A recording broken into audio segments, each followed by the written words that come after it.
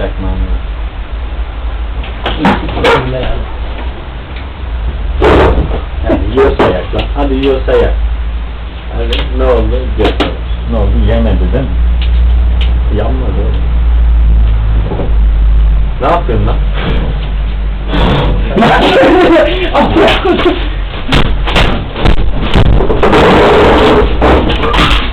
Lan söndür yerde söndür. Bekle.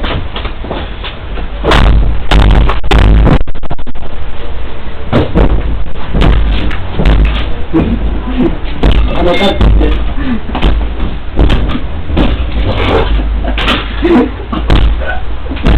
Lan böyle bir şey bu. Su at. Bardak. Su daha çok şey yapar. Lan su oğlum. Bardak.